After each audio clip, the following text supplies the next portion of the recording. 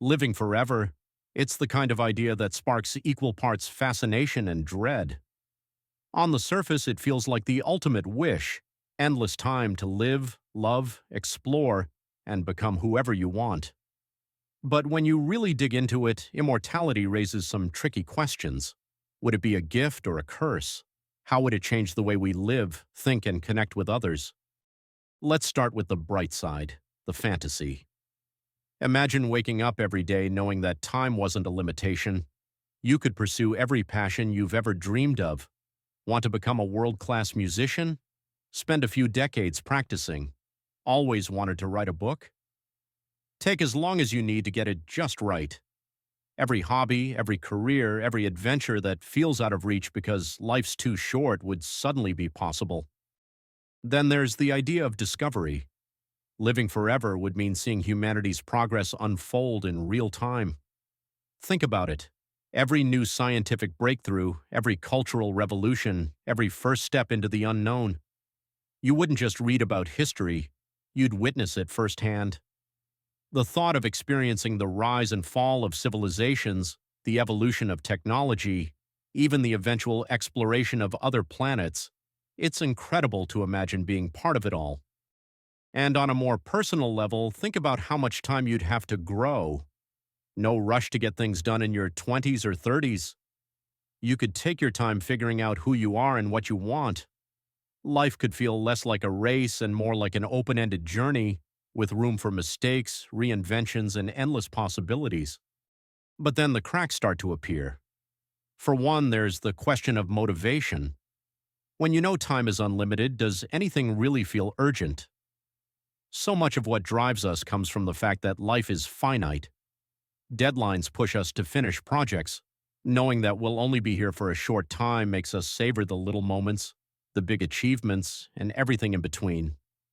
If you take that away, does life lose some of its spark? And then there's the emotional weight of immortality. Imagine outliving everyone you love, watching friends, family, and partners come and go, generation after generation. At some point, the grief might feel unbearable. Would you keep forming new connections, knowing they'll all end the same way? Or would you start to close yourself off, living a life of solitude to protect yourself from the pain? There's also the risk of boredom. Forever is a long time, longer than we can even comprehend.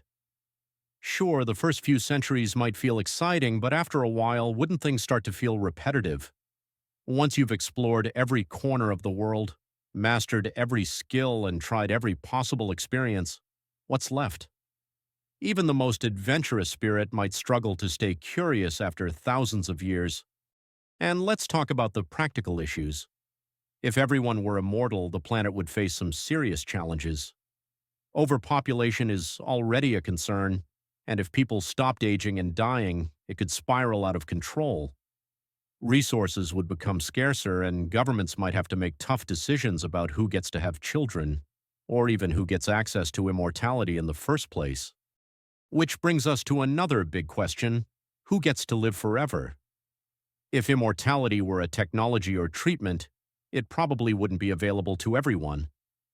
Would it only be for the wealthy, creating an even bigger divide between the rich and poor? Would powerful people use it to stay in control indefinitely, never stepping down from leadership roles because they simply don't age? Immortality could easily become a tool for inequality, amplifying the problems we already have.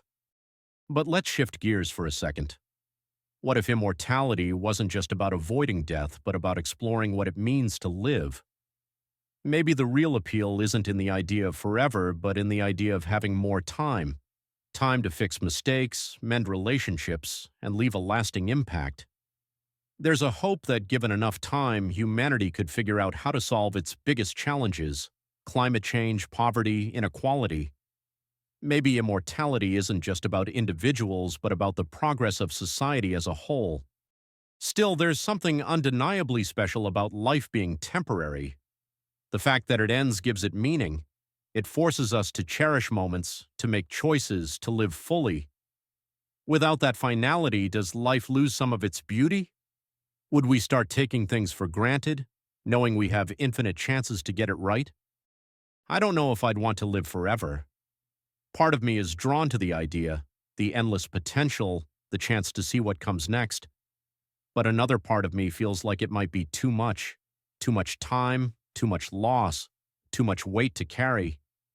Maybe life is meant to have an end so that we value it more while we have it. Of course, these are just my thoughts.